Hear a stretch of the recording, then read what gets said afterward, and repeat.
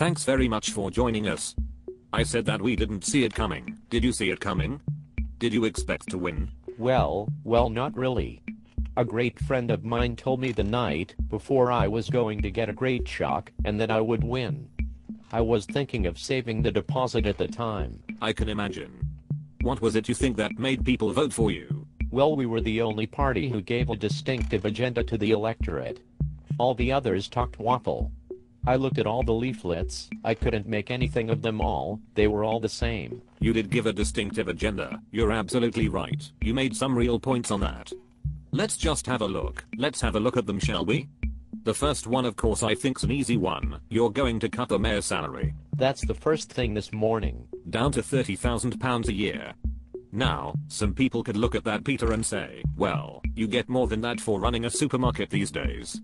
Surely a council deserves a bit more respect. No, the council deserves somebody who's going to run it properly, and it deserves somebody who's prepared to give their services partly free, in a sense. At one time all local government councillors did all the free. It's become a gravy train, and I'm not prepared to be part of that. So what about the people who work for you? The deputy mayor, other people in the departments, are you cutting their wages as well? Well, I've discussed that with not the people in the departments. I've no control over what they've been given, but the deputy mayor and the rest of the cabinet will discuss that at the earliest opportunity. Well, you say you've no control over people in the departments. One of the big things on your campaign was that you're going to cut back quote PC jobs. Oh yeah, that's a different thing altogether. Which jobs are those? Well, I'm going to look into that.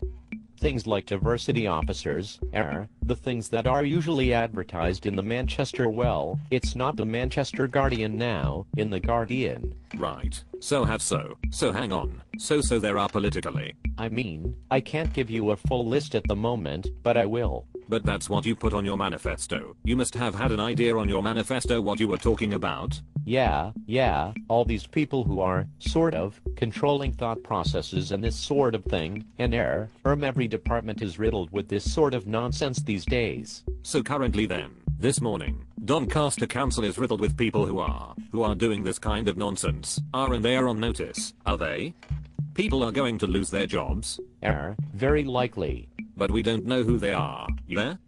But certainly diversity officers. Obviously I am, well, that sort of thing, yes. So, the diversity officer who's getting ready for work this morning at Doncaster might as well not bother? Well, he's in employment at the moment. But he won't be for long? I think we ought to be talking about what we're going to do sort of, now, and, what I've discovered, that might be a more fruitful discussion. Well, I mean these are the reasons people voted for you.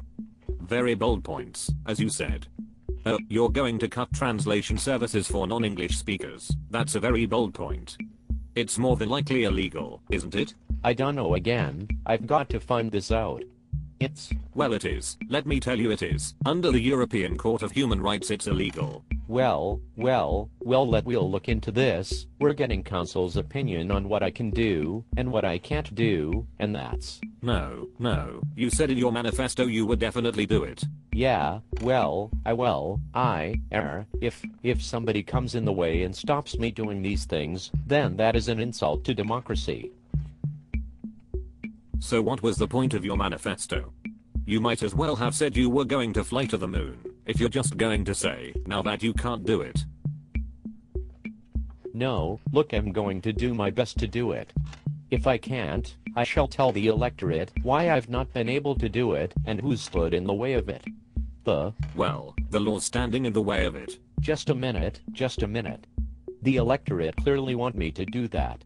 The law needs changing, then, doesn't it? Well, you say the law needs changing.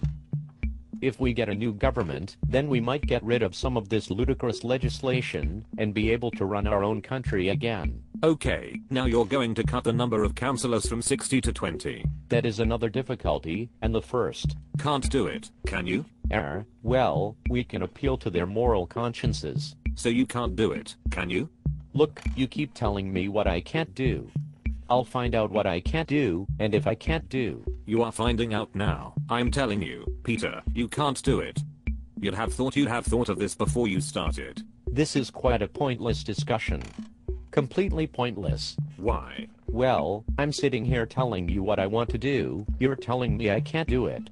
I'll find out, not from you, from other people, if I can do it or not. Why didn't you look at to see? That's where we go. And then we tell the electorate what's going on.